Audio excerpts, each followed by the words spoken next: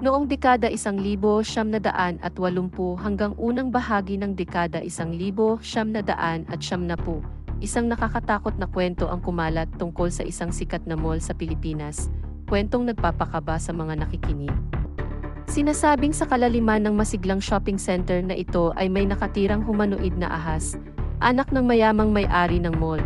Dahil sa kagustuhang daw magkaroon ng anak, humingi ng tulong ang may-ari at ang kanyang asawa sa isang manggamot na nangako sa kanila ng masaganang kinabukasan sa kanilang isisilang na anak. Sa hindi ka panipaniwalang paraan, 9 na buwan ang lumipas, nanganak sila ng hindi isa, kundi 2 kambal. Ngunit, ang isa sa mga bata ay hindi katulad ng iba, nagpakita siya ng mga katangiang higit pa sa tao. Sa paglipas ng mga taon, naging mahirap na raw siyang pamahalaan. Sa takot para sa kanyang kaligtasan at reputasyon ng pamilya, nagpasya ang mga magulang na itago siya sa basement ng mall. Dito, gumawa sila ng mga tunel upang makalakad siya ng hindi napapansin. Sa simula, ang kinakain niya ay mga maliliit na hayop, ngunit isang nakatakdang araw, isang empleyado ng mall ang hindi sinasadyang pumasok sa kanyang daungan nang siya ay gutom na gutom. Ang insidente ay nakakatakot, ang kanyang primitibong instinto ay pumatay, at siya ay umatake. Nagkakaroon daw ng pagnanasa sa laman ng tao. Sa kabila ng panganib, pinili ng pamilya na protektahan ang kanilang anak at alagaan siya. May mga bulong-bulungan tungkol sa isang nawawalang bata. At nang matagpuan ang katawan, na nakagimbal at nilapastangan, nagbayad sila sa pamilya upang panatilihing tahimik ang insidente. Sa paglipas ng panahon, naging mas mapili ang bata sa kanyang mga biktima, lalo na daw sa mga magaganda. Upang mapadali ang kanyang mga pagnanasa, nag-imbento daw ang pamilya ng masamang patibong.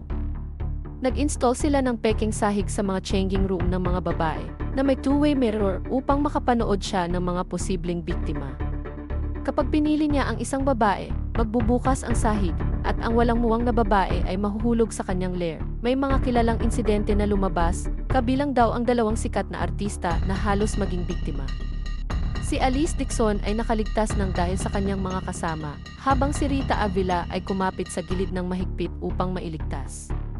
Bagaman nakakuha ito ng ilang atensyon sa media, mabilis na pinatahimik ng makapangyarihang pamilya ang anumang maaaring sumiklab na sigaw gamit daw ang pera at impluensya. Habang lumilipas ang mga taon, unti-unting nang naglaho ang mga bulong-bulungan ng bata na ahas at naging alamat na lamang. Sa kabila ng madilim na nakaraan, ang mall ay nagmarket ng sarili bilang isang upscale na destinasyon at nagtagumpay hanggang sa unang bahagi ng 2000. Ngunit, maraming lokal ang umiiwas dito, natatakot sa mga alinggaw-ngaw. Ang nakakatakot na kwentong ito ay naipasa sa mga henerasyon, ibinahagi ng mga nakatatandang kamag-anak na may koneksyon sa pamilya. May isang dating empleyado ng isa sa kanilang mga pabrika, ay nakipag-usap pa sa yaya na nag-alaga sa mga kambal. Sa isang banda, sinabi ng yaya, kung busog siya, hindi ka gagalawin. At sa gayon, ang alamat ng humanoid na ahas ay nananatiling buhay. Isang nakakatakot na paalala ng mga lihim na nakatago sa ilalim ng ibabaw ng isa sa mga pinaka-iconic na mall sa Pilipinas.